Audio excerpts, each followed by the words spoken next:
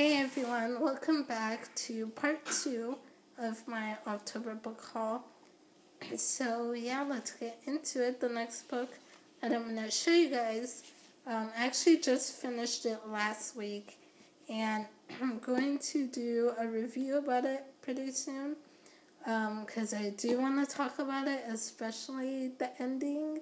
So I'm going to do a non-spoiler and a spoiler review. So I do want to discuss this, especially the ending.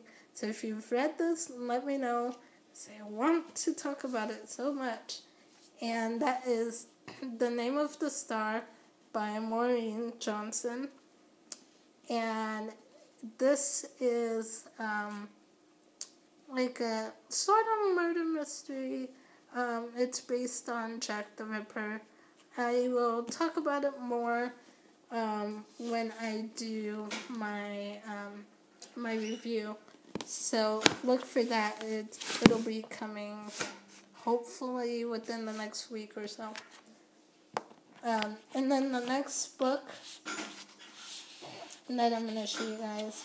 A lot of these books I got last month are in the realm of spooky, creepy, because I kind of wanted a lot of spooky, creepy books, since it was like Halloween time. And so, this next one, kind of creepy as well, and it's called Nightfall by Jake Halpern and Peter Kowinski. I know I didn't say that right. And this one is about, I'm trying to remember, I think it's like this place where it's like 7, is it 7 or 13? I can't remember. But there's like several years where it's like nighttime and everything is pretty much dark, and I'll just read the synopsis because I'm never good at explaining what books are about. On Marin's Island, sunrise doesn't come every 24 hours. It comes every 28 years. Now the sun is just a silver sliver of light on the horizon. The weather is turning cold and the shadows are growing long. Because sunset triggers the tide to roll out hundreds of miles, the islanders are frantically preparing to sail south where they will wait out the long night. Marin and her twin brother Kana help their anxious parents ready the house for departure. Locks must be taken off doors, furniture must be arranged, tables must be set. The rituals are puzzling, bizarre even, but none of the adults in town will discuss why it has to be done this way. Just as the ships are about to sail, a teenage boy goes missing. The twins' friend Lime. Marin and Kana are the only ones who know the truth about where Lime's gone, and the only way to rescue him is by doing it themselves. But night is falling, their island is changing, and it may already be too late.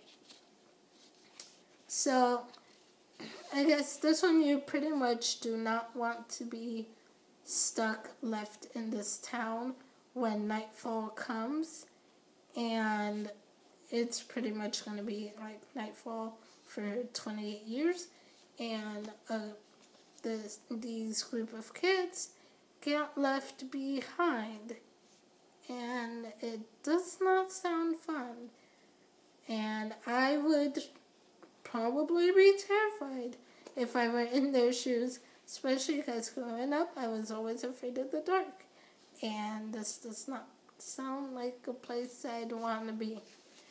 But yeah, so there's that. And then the next book that I got is the third and final book. I think it's the final book. I'm pretty sure, but don't quote me. It's the third book in a trilogy, and it is Library of Souls by Ransom Riggs.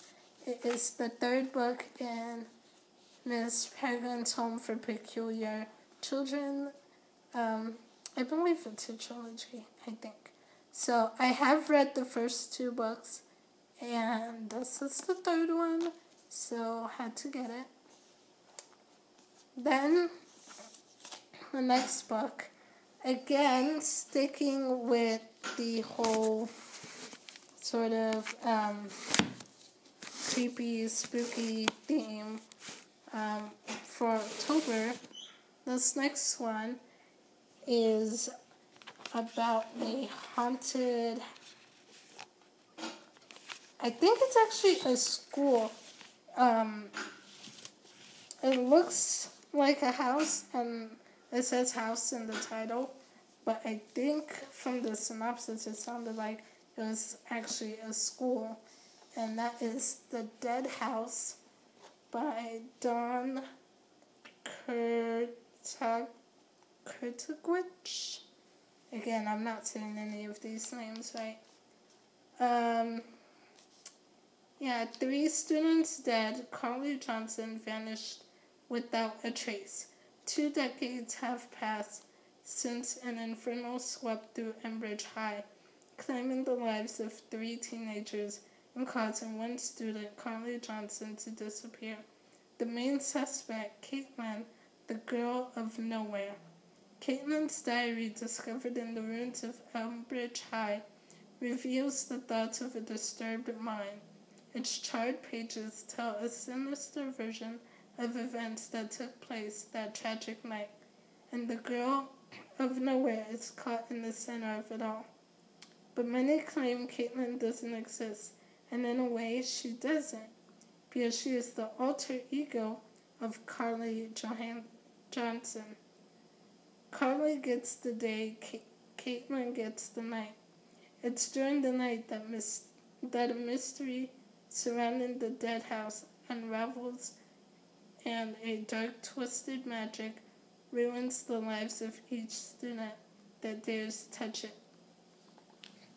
So, yeah, like I said, I guess it does take place in a school, but it's called The Dead House.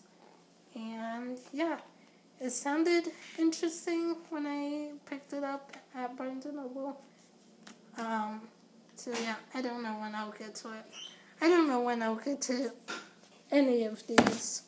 Really, who knows? Maybe next year, maybe not for a while, but I will have them for when I'm in the mood for them, which is what I tell my dad all the time.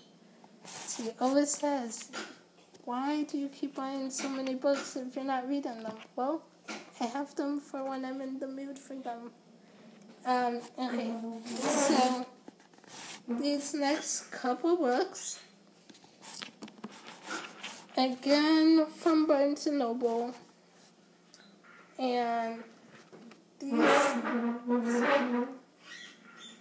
these next two, this one is Ellen Hopkins, of course, and it's identical, and you guys kind of know, I said it in one of my other videos, that I have been working on collecting all of Ellen Hopkins' books, because after I read Crank, I really loved that book, and I love her writing style. She writes in verse, and I love her writing, and so I definitely had to get all of her books. I'm working on getting all of them, and so this is one of them, identical, and I believe this one is a standalone.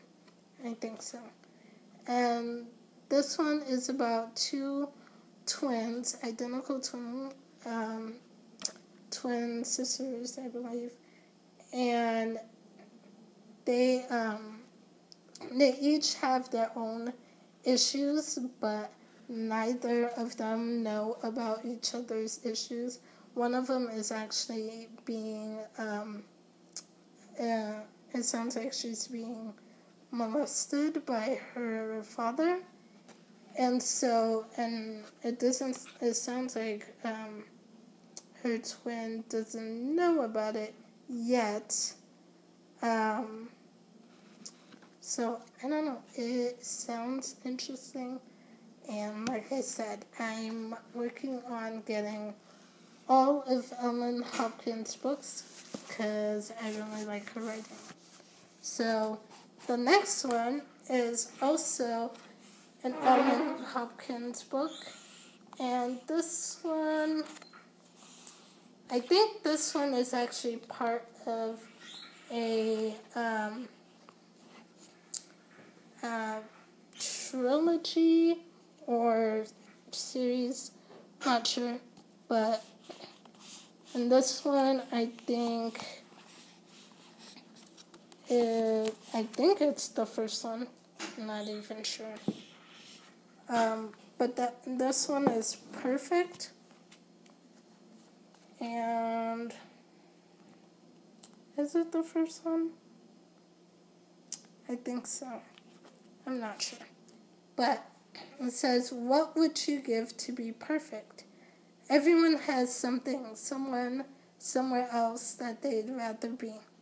For 4 high school seniors, their goals of perfection are just as different as the paths they take to get there. Kara's parents' unrealistic expectations have already sent her twin brother Connor spiraling towards suicide. For her, perfect means rejecting their ideals to take a chance on a new kind of love. Kendra covets the perfect face and body, no matter what surgeries and drugs she needs to get them. To score his perfect home run on the field and off, Sean will sacrifice more than he can ever win back.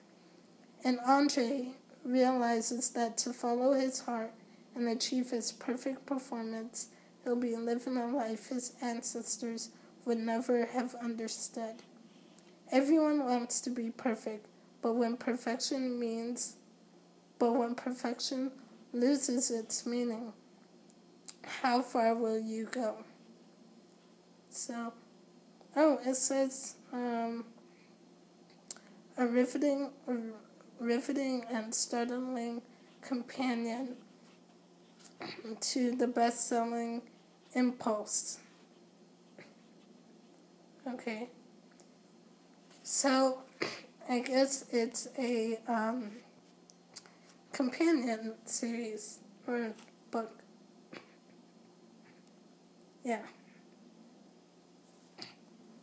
Like I said, I'm not really sure which books are part of the series or not.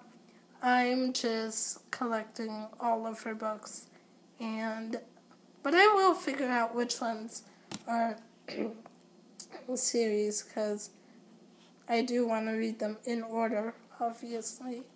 But it sounds like this one is a companion to Impulse. So, yeah.